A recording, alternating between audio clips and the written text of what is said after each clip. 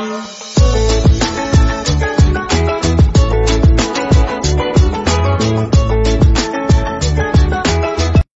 The lord.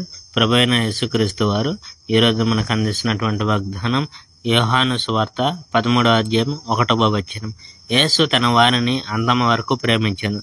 పస్కా పండుగ దగ్గరకు వచ్చింది. ఈ ప్రపంచాన్ని వదిలి తన తండ్రి దగ్గరకు వెళ్లే సమయం వచ్చిందని యేసుకు తెలుసు. ఆయన ఈ ప్రపంచంలో ఉన్న తన వాళ్ళను ప్రేమించాడు. తాను వాళ్ళనంతా సంపూర్ణంగా ప్రేమించాడంటే ఆ ప్రేమను వాళ్ళకు చూపించాడు. యేసు ఆయన శిష్యులు రాత్రి భోజనం చేయడానికి కూర్చుని ఉన్నారు. సైతాను అప్పటికే సీమోను కుమారుడైన యూదా ఇస్కరియోతులో ప్రవేశించి యేసుకు ద్రోహం చేయమని ప్రేరేపించాడు.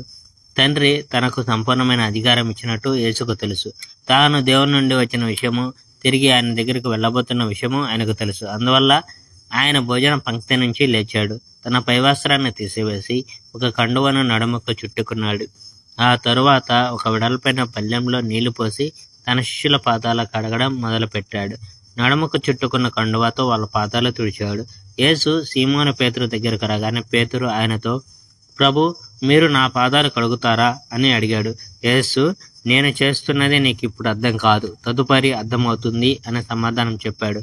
పేతురు, మీరు నా పాదాలు ఎన్నటికీ కడగకూడదు, నేను ఒప్పుకోను అని అన్నాడు. యేసు, నీ పాదాలు కడిగితే తప్ప నీకు నాకు సంబంధం ఉండదు అని చెప్పాడు. సీమోను పేతురు, ప్రభు, అలాగైతే నా పాదాలే కాదు, నా చేతుల్ని, నా తలను కూడా కడగండి అని అన్నాడు. యేసు సమాధానం చెప్తూ, స్నానం చేసిన వాని శరీరం అంతా శుభ్రంగా ఉంటుంది కనుక అతడి పాదాలు మాత్రమే కడుక్కుంటే చాలు, ఒకడు తప్ప మీరందరూ పవిత్రులై ఉన్నారు అని అన్నాడు. తనకు ద్రోహం చేయనున్న వాడెవడో యేసుకు తెలుసు కనుకనే ఒక్కడు తప్ప అందరూ పవిత్రంగా ఉన్నారని ఆయన అన్నాడు. ఆయన వాళ్ళ పాదాలు కడగడం ముగించి పైవస్త్రాన్ని వేసుకొని తాను ఇంతకుముందు కూర్చున్న స్థలానికి వెళ్ళాడు. యేసు, నేను చెప్పింది మీకు అర్థమైందా?